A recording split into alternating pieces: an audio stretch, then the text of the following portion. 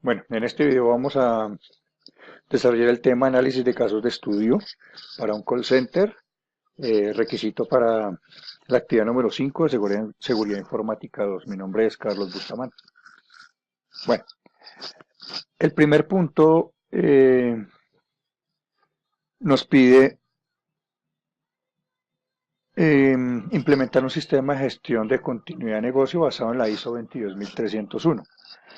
¿Qué fases se necesitan o cuáles son las fases que habla esta norma? Orientadas a la implementación de un sistema de continuidad de negocio. El plan logístico propuesto para la norma indica que se deben realizar 5 fases.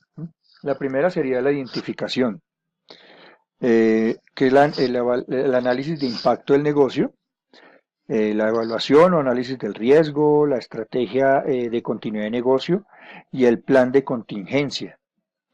La ejecución y desarrollo de un plan de continuidad y el plan de evaluación y mantenimiento. La segunda fase es la fase de análisis.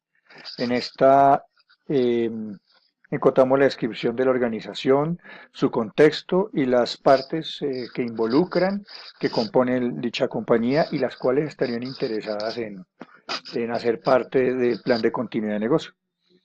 Realizar un sistema de gestión y definir su alcance, una política general del sistema de continuidad de negocio, políticas de notificación de problemas e incidentes, análisis de impacto en el negocio, los criterios de interrupción, un cuestionario BIA, Business Impact Analysis, la determinación de los servicios críticos ante el negocio, las tecnologías que soportan cada uno de los servicios y los tiempos de recuperación RTO y RPO. Cabe aclarar que todos estos temas tienen que ser en conjunto y, digamos, en equipo con las gerencias y las altas direcciones de las compañías, porque si no, pues no sería posible llegar a implementar o a lograr un modelo como estos. Como tercera fase sería el análisis, perdón, el diseño es la tercera fase, la selección de estrategias, donde se identifican los riesgos, donde hay análisis de riesgos, donde hay valoración de riesgos, donde hay un mapa de riesgo de zonas calientes y frías de acuerdo a la operación, y el análisis y la clasificación de los riesgos. Después pasamos a la parte de ejecución, que es la planes de continuidad de negocio, eh, etapas de alertas, de planes de alerta, etapas de alertas tempranas, etapas de transición y las etapas de recuperación.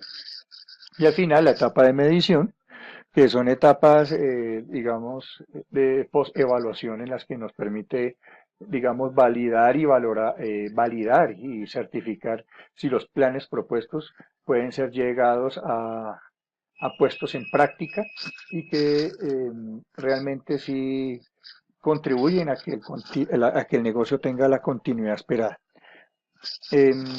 Generalmente las compañías implementan estos procedimientos como manuales, los implementan como, digamos, procedimientos al interior de las compañías, pero el tema de la medición va muy de la mano con la ejecución, porque si no se hacen periódicamente escenarios o simulaciones de recuperación, entonces no vamos a poder determinar si el plan de diseño original está enfocado realmente a la necesidad de la compañía. Bueno, el segundo punto nos pide que identifiquemos los escenarios de desastres, básicamente orientados a una compañía de call center. Mm, Cada compañía tiene pues su propósito y su intención comercial y de funcionamiento, pero uno de los temas importantes que quiero aclarar antes de entrar en este punto es que los escenarios de desastre y contingencia van muy de la mano del tamaño de las organizaciones y del aspecto económico, porque no todas pueden tener unos altos niveles digamos, de implementación de escenarios de desastre. Dependiendo de las compañías, porque esto a la larga es una inversión que realmente se hace, es como tener un seguro, es una inversión que solo se va a utilizar en el momento en que se necesite. Bueno, Mm, ¿Cuáles serían los pasos eh, para la elaboración de un plan de contingencia? Lo primero que uno debe preguntarse es por qué lo necesita. ¿Sí? Un plan de contingencia se necesita pues, básicamente para garantizar la supervivencia de los negocios, eh, para gestionar los riesgos de una manera activa, eh, porque cuida, protege y mejora la imagen de la empresa, y porque marca la diferencia frente a los competidores, a los clientes, a los empleados. Em, lo primero sería identificar las contingencias. ¿Cuáles son las contingencias que podrían paralizar el negocio, un departamento específico, una situación, un proceso, una instalación? En este caso, yo eh, incluyo en este ítem la infraestructura física. Para un call center específicamente pueden ser líneas telefónicas, los canales de internet de datos, los puestos físicos de cada agente de atención, el cableado estructurado que permite que haya una comunicación interna entre los dispositivos de sistemas y los operadores, el tema eléctrico como UPS, UPS que me permitan tener autonomía en caso de falla. Y ya dependiendo, pues digamos, de la complejidad del negocio, como lo he hecho anteriormente, y de la capacidad de inversión, se podría pensar en un centro alterno. Pero ese centro alterno es un centro que solo operaría en caso de la contingencia, que no es fácil mantener económicamente, sostener un centro alterno, digamos, simplemente tenerlo como stand-by a la espera de que suceda algún plan. Dentro de esta identificación de la contingencia también podemos clasificar o bueno o relacionar la dependencia informática, que es uno de los elementos claves hoy en día en cada compañía. Para un call center, eh, el sistema de telefonía con facilidades de call center, los sistemas IVR, que son sistemas especializados para call center, el software de gestión que me permite registrar el tema de las llamadas, bases de datos, como en toda aplicación o toda compañía que se mueve en función de la información. El tema también de los switches. Generalmente los call centers hoy en día están configurados todos con telefonía voz IP, que depende mucho del tema de comunicaciones. Ya el tema análogo ya, digamos, ha sido desplazado por el tema de telefonía IP. Y si yo pensara en un plan de contingencia para este tipo de dispositivos, lo más económico, entre comillas, es tener redundancia de cada uno de los dispositivos. Por decir algo, el switch que yo tengo, un switch de backup, en caso de que yo pueda responder de manera rápida y eficiente, pero vuelvo al tema económico. Es un tema en el que hay que eh, volver a invertir, tener una inversión en licenciamiento, tener una inversión en equipos ahí en stand-by, en espera. El tema de bases de datos, con una simple backup de una base de datos, yo podría plantear una contingencia y hay otros escenarios mucho más, digamos, elaborados como alta disponibilidad en bases de datos o incluso llegar a tener toda esta información en la nube, hosteado en la nube, y esa nube, toda esa información redundante en otro país. Bueno, hay múltiples escenarios. Mm, el tema de empleados también, muchas veces no se contempla sino en la parte de hardware y software, pero el tema de empleados es crítico en las empresas porque hay empleados que tienen un peso específico en las organizaciones. Y es sano que cada empresa tenga, digamos, como contingencia una persona que también conozca los procesos. En caso de que haya rotación de empleados o por ausentismo o porque se van a otras compañías por cualquier razón. El tema de los suministros. También es importante estudiar el suministro clave como cadena de valor, como el suministro eléctrico, el suministro de agua, el tema de los servicios. Todo ese tema se puede hacer dependiendo de la condición de la compañía. En el tema eléctrico podría tener una UPS con autonomía de media hora, una hora, un banco de baterías, una planta eléctrica. Y ya pues en esquemas más elaborados, si yo tuviera en la nube los servicios, pues obviamente ya el proveedor de servicios se va a encargar de todos esos temas. Establecer los escenarios. ¿Esto qué significa? Son, los escenarios se establecen digamos, haciéndose unas preguntas específicas, como lo recomienda la norma ISO 3010, 31010, perdón.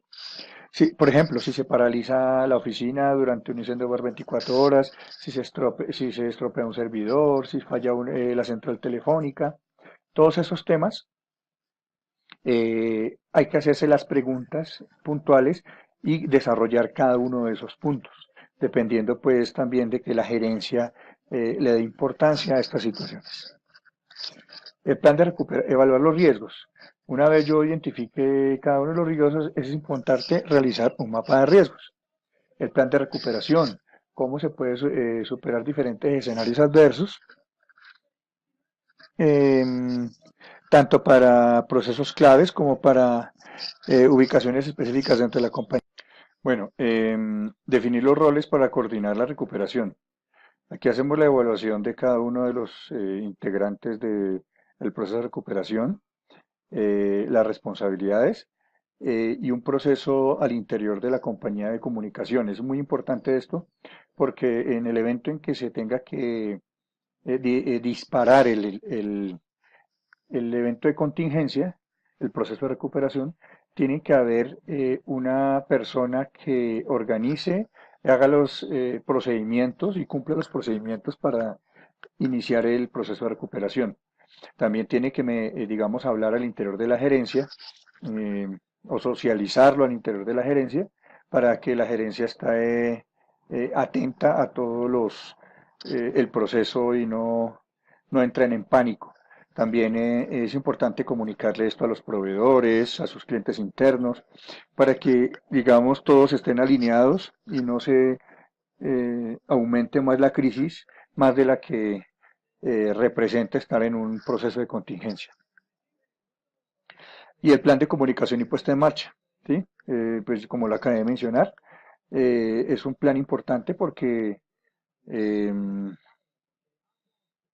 tienen que estar todos enterados y al final lo ideal es que estos procesos se hagan eh, periódicamente, que es muy, bueno, a nivel, en la vida real no es tan fácil hacer esto, pero teóricamente se debería hacer cada una vez al año, simular los escenarios de recuperación para realmente darse cuenta si el tema va a funcionar o no.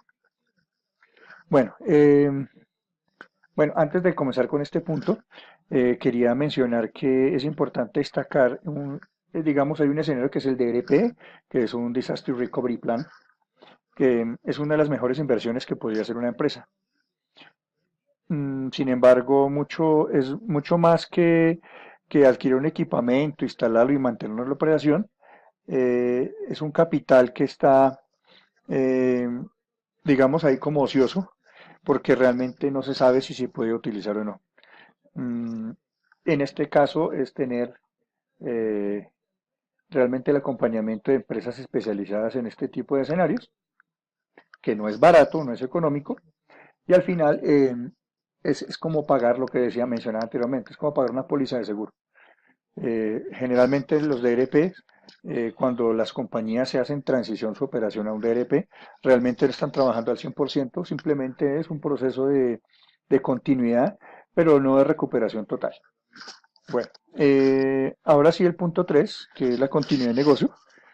Cuando mencionamos que hay que desarrollar una continuidad de negocio, hablamos de que hay unas fases importantes eh, de la continuidad del negocio, que prácticamente pues su esencia es adquirir la capacidad de sobrevivir a las cosas malas que pueden tener un impacto negativo en una compañía, en una empresa. El estándar internacional para la continuidad del negocio es la ISO 22301 y la define como la capacidad de una organización de continuar la prestación de productos o servicios en los niveles predefinidos, estables, eh, a ver, en la capacidad de una organización para la prestación de productos o servicios en los niveles predefinidos aceptables tras un incidente o interrupción de su actividad. Se identifican cuatro aspectos claves, ¿sí?, para poder llegar a hablar de una continuidad de negocio. Primero es identificar y ordenar las amenazas. Es crear una lista de incidentes de interrupciones de la actividad que constituye la amenaza más probable para la empresa. Las amenazas pueden variar según la ubicación geográfica, horaria, climática, social, etc. En esta etapa, una buena técnica es reunir personas de todos los departamentos en una sesión de intercambio de ideas, y cuyo objetivo de esta reunión es crear una lista de escenarios ordenados por probabilidad de ocurrencia y por potencial causa de un impacto negativo. La actividad nos pide orientado a un call center. Pero pues bueno, los call centers dependen básicamente de las personas, dependen de su comunicación interna, dependen de su lista de clientes. Entonces es un conjunto de elementos que se deben identificar, dependen de su sitio de operación. Si es un call center que es muy grande, puede tener ciudades alternas donde puedan recibir la operación. Dependen mucho de las empresas de telefonía, depende mucho de las empresas de los ISP de servicios de Internet. Entonces, evaluando todos esos servicios, se pueden identificar los elementos claves que son importantes para el negocio, y basado en eso, entonces se proyecta un plan de continuidad. Por ejemplo, tener enlaces de backup, tener routers, switches de backup, tener, digamos, en otra sede digamos, un plan de continuidad en otra sede con un número de X de personas que puedan soportar temporalmente pues la operación. Listo. En ese aspecto se puede manejar se podría orientar el tema del call center así. Como segundo sería realizar un análisis del impacto de la empresa. Se necesita determinar qué partes de la empresa son las más críticas para que sobrevivan.